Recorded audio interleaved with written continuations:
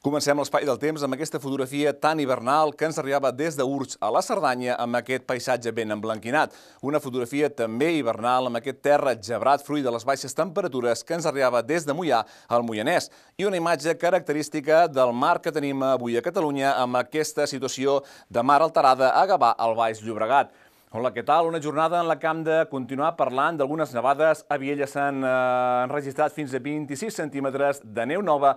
A la resta del territori l'ambient és força assolellat, però hem de parlar d'un protagonista que és el vent. Vent que ha bufat amb molt forta intensitat, sobretot als dos extrems del territori. Vegin, per exemple, alguna de les ratxes màximes de les últimes hores. 116 km per hora a Mont-roig del Camp, com a exemple a l'extrem sud del territori, i també al Pirineu, al voltant dels 100, a molts punts dels cims de la Serralada, i aquests extraordinaris 184 km per hora que s'han enregistrat a Portbou. Veient les imatges del Meteosat, com la situació a hores d'ara és pràcticament assolellada a tot el territori, a excepció d'alguns punts de l'extrem nord-est, on hi ha alguns intervals de núvols. En general, però, l'ambient avui és força assolellat.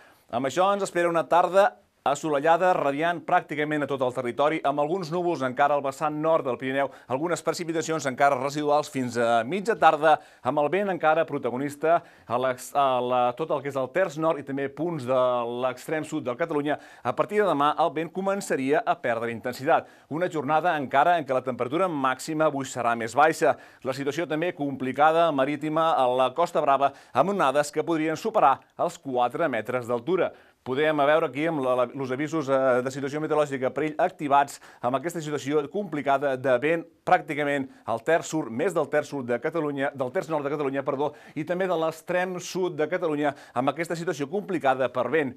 També a l'Alt i Baix Empordà, situació complicada amb probabilitat que se superin onades de fins a 4 metres d'altura. De cara a demà, durant el matí, esperem un ambient força assolellat. El vent perdria força, sobretot al terç sud de Catalunya. Amb el pas de les hores, també a l'Alt Empordà, les onades que es mantindrien força elevades. Encara l'avís és vigent fins demà a migdia, però a partir de llavors l'alt mar en calmaria. També apareixerien alguns intervals de núvols alts que es anirien fent més espessos amb el pas de les hores. Demà la temperatura mínima tocaria fons. De cara a la tarda, l'ambient es aniria ennuvolant d'oest cap a est, núvols que es farien més abundants amb el pas de les hores. Al final del dia quedaria força cobert. Algunes precipitacions al final del dia al vessant nord, cota de neu 1.600 metres, temperatura màxima demà força més alta. I de cara als avisos de dilluns encara esperem situació complicada al terç nord del territori per aquesta situació de vent, també a punts de l'extrem sud, i tal com dèiem, avís d'onatge complicat. A partir de migdia la situació marítima tindria tendència a estabilitzar-se. Dimarts esperem algunes precipitacions al terç nord del territori. Dimecres i dijous el temps milloraria amb un ascens de la temperatura. I això és tot de moment des del Servei Meteorològic de Catalunya.